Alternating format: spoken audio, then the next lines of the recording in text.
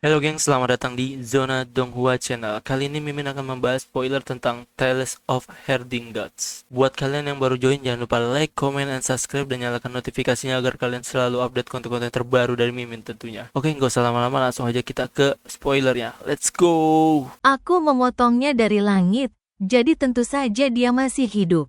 Tukang daging dan orang buta itu berjalan pergi, satu di depan dan satu di belakang. Meskipun langkah mereka lambat, kecepatan mereka sangat cepat. Suara tukang daging terdengar, ini tangan yang kutukar dengan tubuh bagian bawahku. Tapi daging suci di atasnya pasti telah dimurnikan menjadi ramuan dan dimakan oleh seseorang. Hanya tulangnya yang tersisa. Nguel, ingatlah untuk kembali ke desa untuk tahun baru. Suara orang buta itu terdengar dari kejauhan. Kinmu memperhatikan mereka pergi, tersenyum kecil, dan melambaikan tangan ke belakang mereka. Saya pasti akan kembali saat tahun baru Imlek. Orang buta itu seakan melihatnya melambai, dan tanpa menoleh, ia hanya mengangkat tangannya dan melambai. Kakek buta sungguh menakjubkan. Kinmu berseru, sangat jelas bahkan dari jarak sejauh itu. Tak lama kemudian, terdengar suara berat dari kejauhan, menggema di padang rumput, "Adik Kin, adik Kin." Adik Kin, Kinmu mendengar suara Basan Jijiu dan berteriak keras, "Aku di sini." Suara itu masih berteriak, "Dokter Kin, dokter, dokter." Kinmu menjawab lagi. Tetapi suara Basan Jijiu masih memanggil dari kejauhan. Kinmu tersadar dan berkata, "Basan Jijiu mungkin ratusan mil jauhnya dari sini. Suaranya mungkin sampai di sini. Tapi suaraku tak sampai sejauh itu." Ling Yuxiu terbangun dan berkata cepat, "Gembala, biarkan aku yang melakukannya." Setelah itu, ia melambaikan tangannya dan kekuatan sihir api muncul. Sebuah bola api meledak di udara dan gelombang api bergulung-gulung. Kinmu diam-diam memuji kepintarannya dan berkata sambil tersenyum, "Percuma saja. Dia masih ratusan mil jauhnya dari sini dan tak terlihat." Hulinger dan King Niu juga terbangun.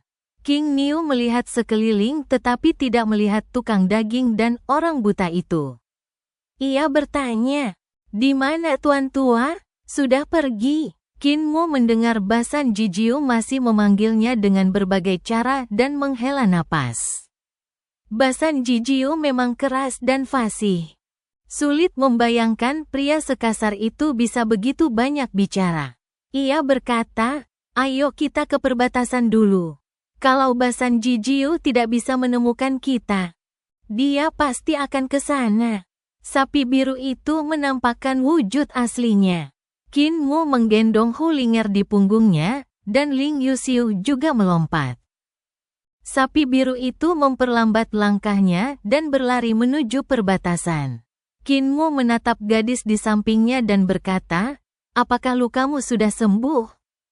Ling Yuxiu mengangguk dan berkata, "Bahkan bekas lukanya pun hilang. Lihat, aku ditusuk di pinggang, tapi sekarang sudah sembuh total." Dia mengangkat pakaiannya, memperlihatkan pinggangnya, dan berkata ke samping. "Di sini, kulitnya sangat halus, bahkan di sekitar pinggangnya, sangat putih. Dia mungkin tidak terpapar sinar matahari." Kulit Kinmu awalnya agak gelap. Semasa kecil, ia sering berenang tanpa baju di sungai Yongjiang pada musim panas, terbakar matahari, dan terkadang dikejar-kejar ikan raksasa di sungai. Saat ini di Akademi Tai, Kinmu tidak memiliki kesempatan untuk menanggalkan pakaiannya dan bertingkah liar, jadi kulitnya berangsur-angsur menjadi lebih putih, tetapi dibandingkan dengan Ling Yuxiu, Kinmu masih terlihat agak gelap. Kinmu mengulurkan jarinya dan menyentuh lukanya, dan masih bisa merasakan beberapa tonjolan di sana. Ling Yuxiu merasa sedikit gatal dan mulai terkikik. Kinmu berkata, "Jangan bergerak. Aku akan membantumu melarutkan gumpalan darah di sini, kalau tidak, akan terus membengkak." Ling Yuxiu segera berhenti bergerak dan mengangkat pakaiannya. Qin Mu mengubah vitalitasnya sendiri menjadi vitalitas naga azure. Untaian vitalitas mengalir melalui ujung jarinya. Ia dengan hati-hati mengendalikan vitalitas tersebut agar meresap ke dalam kulit Ling Yuxiu dan melarutkan stasis darah. Ling Yuxiu hanya merasa mati rasa dan gatal. Lalu dia terkikik lagi dan berkata, "Kamu membuatku sangat gatal, ada bintik aneh di sana." Qin Mu bahkan tidak mengangkat kepalanya dan berkata, "Sabar saja. Gatalnya akan segera hilang, tapi akan sedikit sakit." Setelah beberapa saat, Ling Yuxiu merasakan sakit yang menusuk dan segera menundukkan kepalanya. Ia melihat Qin Mu menggunakan sapu tangan Sutra Tianxiang untuk menyeka gumpalan darah yang keluar dari kulitnya. Setelah gumpalan darah keluar, tidak ada bekas yang tertinggal di kulit. Ling Yuxiu menurunkan pakaiannya dan mengedipkan mata besarnya, "Dokter ilahi, masih ada beberapa luka di punggungku. Aku ingin tahu apakah masih ada bekas luka yang tersisa." Hulinger berkata dengan tegas, "Akulah yang mengoleskan obat pada luka di punggungmu. Sebelum mengoleskan obat, aku memeras gumpalan darahnya agar tidak meninggalkan bekas." Ling Yuxiu menatapnya. Rubah kecil itu tersenyum manis, tapi itu palsu. HMPH, rubah betina, pikir gadis dan rubah betina itu bersamaan. Hulinger berkedip dan berkata, "Saudari Yuxiu, berapa usiamu tahun ini?" Mata Ling Yuxiu berkedip saat dia bertanya, "Berapa umurmu?" "Saya berusia 12 tahun. Saya berusia 16 tahun. Anda 1 tahun lebih tua dari Tuan Muda." Ling Yuxiu merasa seolah-olah seekor rubah kecil telah menerkamnya dan menusuk jantungnya 2 kali. Membuatnya merasa sangat terluka. Meskipun rubah itu kecil, serangannya begitu kejam dan tiba-tiba, membuatnya tak mampu membela diri. Dia sudah lama menyadari bahwa rubah kecil itu punya niat buruk. Setiap malam, ia sengaja merangkak ke tempat tidur Qin Mu, berpura-pura tidak tahu apa-apa. Ia sangat imut dan tidak punya kendali diri sama sekali. Dan sekarang, pelacur kecil ini mulai mengambil inisiatif untuk menyerang. Meskipun Ling Yuxiu biasanya riang dan tampak seperti gadis berhati besar. Dengan keberanian dan kemurahan hati yang jarang terlihat pada gadis lain, ia juga memiliki sisi yang lembut. Ia tersenyum manis dan berkata, "Kak Ling, bulu di cakarmu sangat lembut. Bagaimana kalau kau coba mengubahnya menjadi tangan manusia?" Hulinger menguap dan menyipitkan matanya lalu berkata, "Tuan Muda menyukainya." "Kakak Ling, kenapa kamu belum berubah juga?" "Tuan Muda menyukainya. Lihat, murid-muridmu berbeda dengan murid-murid kami. Tuan Muda menyukainya." Ling Yuxiu dikalahkan. Pertahanan rubah kecil itu sangat kuat dan anti bocor, serta dapat menyerang dan bertahan secara bersamaan, layaknya kekuatan magis kuil Leiyin Agung, bunga cermin bulan, yang dapat memantulkan kembali serangan lawan. Dari siapa perempuan jalang itu belajar semua ini? Ling Yuxiu tidak sebanding dengan lawannya dan merasa sedikit marah. Hulinger sangat bangga. Ia mempelajari keterampilan ini dari para gadis di pavilion Tingyu. Ling Yuxiu tiba-tiba kehilangan kata-kata. Ia sebenarnya sedang bersaing untuk mendapatkan dukungan dari seekor rubah kecil. Sungguh memalukan bagi keluarga kerajaan. Ia memiliki payudara yang indah dan bentuk tubuh yang sempurna. Meskipun Qin Mu agak buta dan selalu mengatakan ia agak gemuk, ia tidak buruk rupa. Sehebat apapun gerakan rubah kecil itu, ia tidak bisa berubah. Aku sudah mengamankan kemenangan, jadi tidak perlu cemburu pada perempuan jalang ini.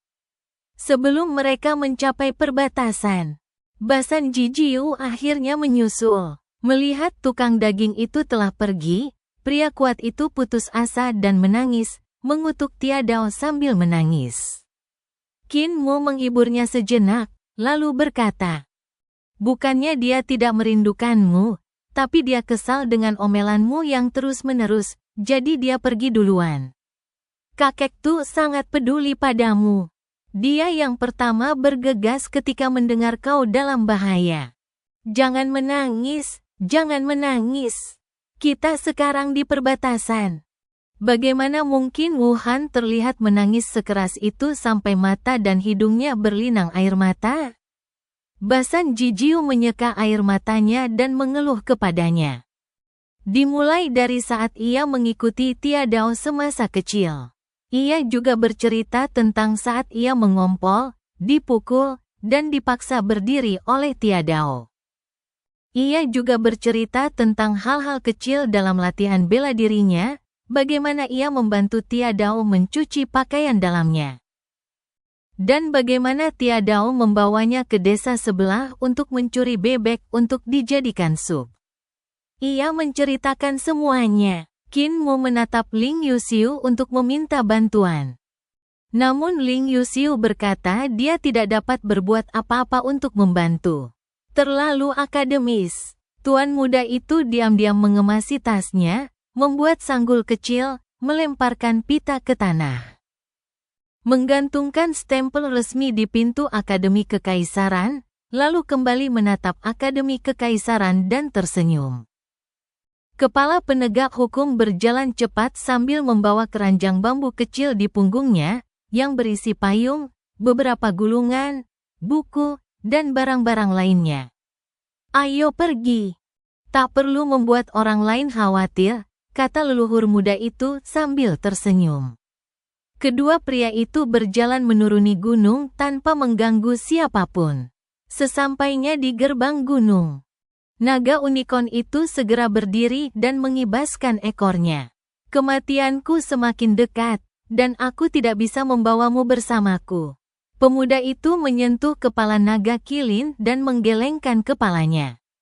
Sambil berkata, "Jika kau mengikutiku, kau hanya akan melihatku mati karena usia tua. Sahabat Tao kecilku, kau bebas sekarang." Klik, rantai di leher Long Kilin terbuka. Naga itu kebingungan, menggelengkan kepalanya. "Tuan, kemana aku bisa pergi kalau tidak mengikutimu? Kamu orang bebas. Jadi kemana kamu bisa pergi?"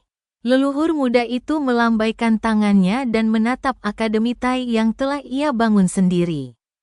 Dengan sedikit keengganan di matanya, ia tiba-tiba berbalik dan pergi. "Disinilah aku akan menghabiskan masa tuaku, tetapi hari ini aku akan pergi. Aku tidak ingin mati karena usia tua di Akademi Tai." Seorang lelaki tua dan seorang lelaki muda berjalan menuju pinggiran ibu kota. Sesampainya di pinggiran kota, leluhur muda itu meminta tetua penegak hukum untuk berhenti, dan ia pun berjalan menuju lelaki di seberangnya. "Dao Yu," sang master kekaisaran menyapanya dan berkata, "Kau akan pergi sekarang, sahabat Taois? Bukankah kau berencana mengundurkan diri dari kaisar?" Leluhur muda itu tersenyum dan berkata, "Saya juga merasa santai saat menjabat. Jika saya tidak datang untuk kaisar, mengapa saya harus pergi untuk kaisar? Anda mengundang saya ke sini, dan sekarang Anda malah mengusir saya. Saya sangat bahagia." Master Kekaisaran Yan Kang menghela napas, "Rekan Taois, kau sudah mampu menghadapi hidup dan mati secara langsung. Kondisi pikiranmu telah mencapai tingkat yang begitu tinggi.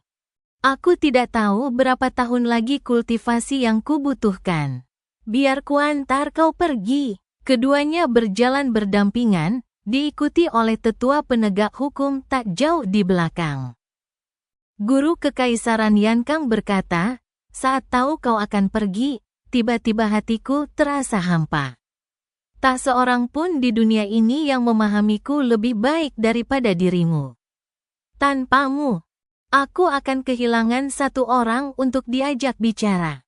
Tuan muda itu berkata, "Kamu punya ambisi besar, tapi masa depanmu sulit dan penuh gejolak.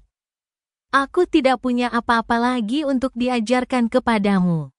Kamu harus percaya diri. Master Kekaisaran Yankang berhenti dan berkata, "Saat itu aku ingin menjadi muridmu. Mengapa kau tidak menerimaku?" Leluhur muda itu berkata terus terang, "Aku tahu kau lebih baik dariku dan prestasimu di masa depan akan lebih besar daripada prestasiku. Aku tidak layak menjadi gurumu, jadi aku tidak bisa menerimamu sebagai muridku. Apa yang ingin kau lakukan adalah sesuatu yang tak pernah terpikirkan sebelumnya olehku, dan itu juga sesuatu yang tak akan pernah bisa kulakukan seumur hidupku. Aku juga telah belajar banyak darimu. Jadi aku tidak bisa menjadi gurumu." Guru Kekaisaran Yankang melangkah maju dan mengikutinya, sambil berkata, "Akhir-akhir ini aku merasa agak tersesat dan gelisah. Katakan padaku, apakah kita berada di jalan yang benar? Di mata apa yang disebut jalan benar, jalan yang kita tempuh bukanlah jalan benar." Patriark muda itu berhenti dan menatap matanya. "Kami mendirikan sekolah dasar dan universitas, mereformasi sekte-sekte, dan mengintegrasikan pengetahuan berbagai sekte untuk mengajar para cendekiawan. Menjadikan rakyat jelata setara dengan para murid. Mereka menganggap ini sebagai ajaran sesat dan dosa yang tak terampuni. Tapi di dalam hati kami, inilah jalan yang benar. Jangan pedulikan apa kata orang lain. Apa yang benar tetaplah benar. Tidak akan menjadi salah karena gonggongan para bajingan." Tubuh Master Kekaisaran Yankang sedikit gemetar. "Tugasmu sangat berat. Dan jalan di depan penuh duri. Hidupku akan segera berakhir, dan aku tak bisa lagi membantumu. Kau hanya bisa mengandalkan dirimu sendiri." Leluhur muda itu tersenyum dan berkata, "Kembalilah." Master Nasional Yankang membungkuk dalam-dalam ke tanah, "Terima kasih atas dukungan Anda selama separuh hidup." Sang tuan muda membalas sapaannya. "Karena kita berada di jalan yang sama, sudah seharusnya kita saling mendukung." Tuan Kekaisaran Yankang berbalik dan pergi, pakaiannya berkibar-kibar, menghilang di tengah kerumunan besar ibu kota. Patriark muda itu berdiri dan memanggil para tetua penegak hukum, "Ayo pergi, saatnya pemimpin muda naik tahta." Di perbatasan, Basan Jiji, dengan wajah muram, memimpin Qin Mu dan Ling Yuxiu ke kamp barbar, merasa sangat tidak senang. Komandan barbar melihat mereka kembali, wajahnya sedikit berubah, lalu melangkah maju dan berkata, "Wuhan, Tanah Suci telah memerintahkan bahwa jika kami bertemu denganmu, kami tidak akan membiarkanmu keluar."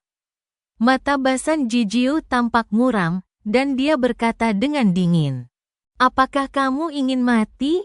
Komandan barbar itu bergidik dan melihat sekeliling. Basan Jijiu melirik para jenderal di sekitarnya dan berkata dengan dingin, "Kalian semua ingin mati?" Komandan barbar itu berkata dengan bibir atas yang kaku, "Nyalakan." Pintu gerbang pun terbuka.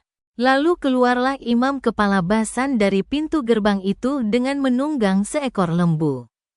Qin Mu menoleh ke belakang dan melihat seorang barbar muda sedang berlatih tinju di menara. Ia begitu bersemangat hingga tak bisa menahan diri untuk mendesah. Barbar muda itu menyadari ada yang mengintip dan segera berhenti, menunduk. Pemuda ini sangat kuat dan memiliki fondasi yang sangat kokoh, puji Qin Mu. Pemuda itu menatapnya, matanya berbinar, lalu berteriak, "Wuhan. Namaku Pangongso, putra bungsu Raja Padang Rumput.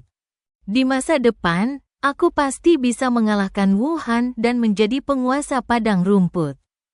Basan Jijiu berbalik, menatap pemuda barbar itu, dan berkata dengan nada setuju, "Kamu punya ambisi.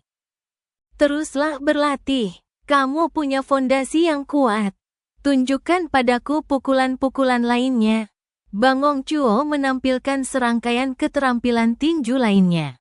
Basan Jiji berkata kepada Qin Mu, Keterampilan tinju anak ini sangat hebat, dan kekuatannya jauh lebih kuat daripada yang lain. Dia memiliki bakat fisik yang istimewa dan akan menjadi orang hebat di masa depan. Qin Mu mengangguk. Dengan gerakan dan tingkat kultivasi yang sama, pukulan beberapa orang lebih kuat daripada yang lain. Ini adalah anugerah bakat yang tak bisa ditiru orang lain. Itu langka. Kalau dia tidak mati, dia akan menjadi tokoh terkenal di padang rumput. Mereka menuju terusan Kingman dan Pangongso yang disemangati pujian Basan Jijiu, berlatih lebih giat lagi. Tak lama kemudian, cahaya keemasan menyambar langit dan seorang raja penyihir turun dengan wajah muram. Ia memanggil para penjaga dan bertanya, "Apakah kalian sudah membebaskan Wuhan?"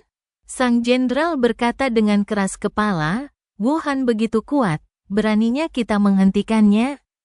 Jika kita mencoba menghentikannya, saya khawatir para prajurit di perbatasan akan menderita banyak korban.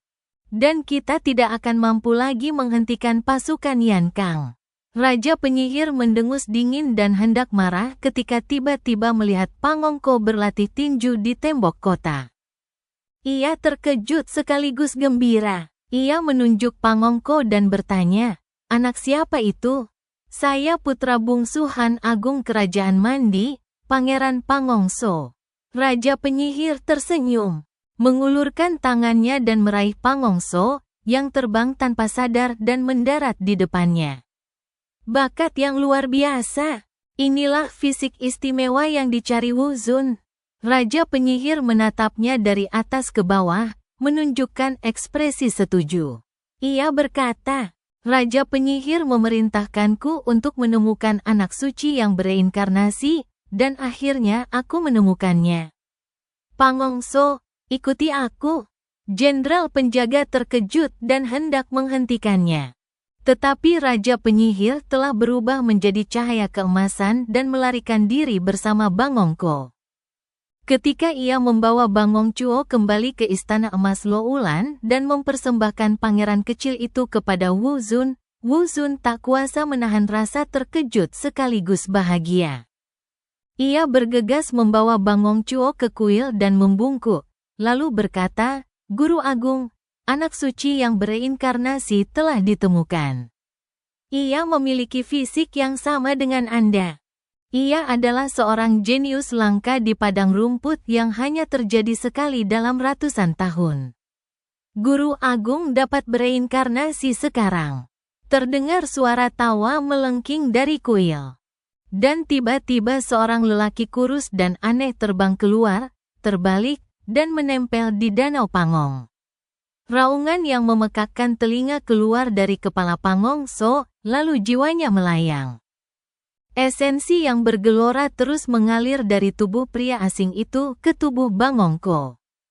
Pada saat yang sama, jiwa sang guru agung juga bergeser dan tertanam di tubuh Bangongko. Ia berkata, "Murid, ketika aku bereinkarnasi, mereka yang seharusnya mati tidak akan mati, dan mereka yang seharusnya hidup tidak akan hidup. Aku akan menentang kehendak langit dan mengubah takdir. Karena itu, utusan hantu akan datang untuk menangkap jiwaku. Kau siapkan formasi untuk menghalangi utusan hantu itu." Wu Zun segera melangkah maju dan memindahkan kuil-kuil itu satu persatu. Lalu menempatkannya di sekitar Danau Pangong. Tulang-tulang emas di dalam kuil-kuil itu adalah tulang-tulang peninggalan generasi ke-17 Guru Agung setelah wafatnya, yang kemudian disempurnakan menjadi alat-alat sihir. Tiba-tiba, ruang bergetar, dan angin dingin bertiup dari ruang dan waktu lain. Lampu-lampu di kuil langsung meredup. Dan sebuah perahu kecil perlahan melayang dari ruang dan waktu lain. Dunia itu gelap gulita. Satu-satunya cahaya tampak hanya lampu hijau yang tergantung di haluan kapal. Lampu itu redup dan tak bercahaya. Di bawah lampu, seorang lelaki tua duduk di sana, membuat perahu dan manusia dari kertas. Perahu itu perlahan mengapung menuju kuil. Sang penyihir sangat gugup dan buru-buru mengerahkan seluruh kekuatan sihirnya untuk mengalir ke dalam kuil. Di dalam kuil, 17 kerangka emas tampak hidup, menghalangi jalan masuk antara dunia lain dan dunia nyata. Lelaki tua yang duduk di atas perahu itu terperangkap dalam kegelapan tak berujung. Dari sudut pandangnya, satu-satunya hal yang diterangi antara langit dan bumi, selain cahayanya, adalah pintu masuk ke dunia lain, dan pintu masuk ke dunia itu terhalang oleh 17 kerangka. Ia mengangkat tangannya, dan manusia kertas serta kuda kertas itu tampak hidup. Manusia kertas menunggangi kuda-kuda kertas, dan kuda-kuda kertas itu berlari kencang menuju pintu masuk yang terhalang kerangka emas. Manusia kertas di punggung kuda-kuda itu mengayunkan pisau dan pedang kertas, membuka mulut mereka tanpa suara, seolah berteriak, penuh niat membunuh. 17 tulang emas itu bergerak pada saat yang sama, bertarung dengan manusia kertas dan kuda kertas yang datang untuk membunuh mereka.